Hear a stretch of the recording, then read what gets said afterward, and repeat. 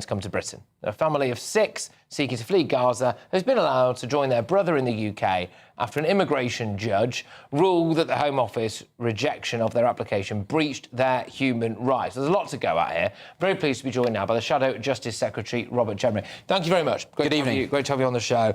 Well, a couple of things first here. I mean, this is a ridiculous case, in my view. Is it time to look at the judiciary, do you think, at all? Should we be having a look at, who these people are, the way they might vote or whatever? What do you think? Well, I do think this is an outrageous example of judicial overreach, one of the worst I've ever come across.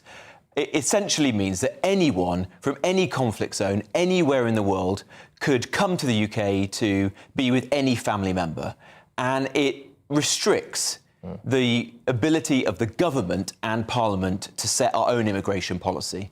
And your viewers, I think, will consider this to be, almost a sick joke. The idea that we could create a scheme for Ukrainians and it be used by Gazans.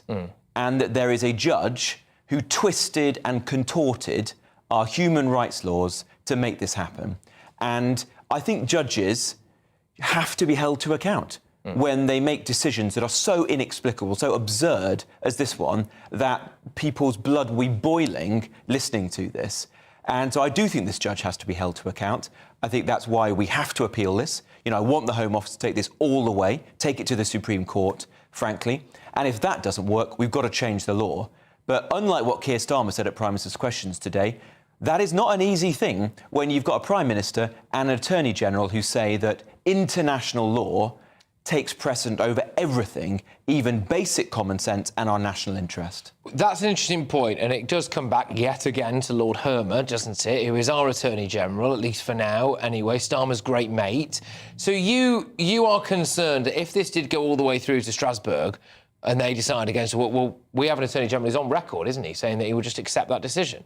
Yeah, well, Keir Starmer and Lord Hermer are, kind of two peas in a pod, both people who always put the interests of the kind of gilded international law circuit above those of our own people here in the UK. And they have said very clearly that they will always abide by those judgments.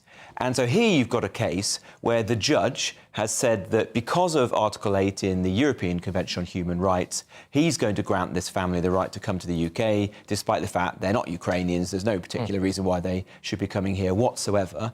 So it's hard to see how you can square this circle. What's got to happen is either we win on appeal in the court or we change the law and say this cannot happen, even if that is in contravention of the European Convention on Human Rights. That is the commonsensical way to resolve this. But I don't see how Keir Starmer is able to do that, given everything that he said, everything that he believes about international law. We played a clip earlier on of Lord Hermer literally standing up and saying, we will never go against a ruling. I wonder if this might be the test case for the ECHR, as far as Brits are concerned, because if it is a case of opening the floodgates to people from Gaza and the rest of the world, we're faced with a straight choice on that, or leaving the ECHR. I think I know which way people might go. But there's one here, a failed asylum seeker. I know this just landed earlier, but failed asylum seeker can stay in the UK because she joined a terror group. It's a Nigerian woman who tried and failed 8 times to secure asylum in Britain, was finally granted the right to stay after joining a terrorist organisation. Now, she's been quite clever about this, in a sense, because the terrorist organisation is not a prescribed group here in Britain, but would be enough to basically get you locked up and potentially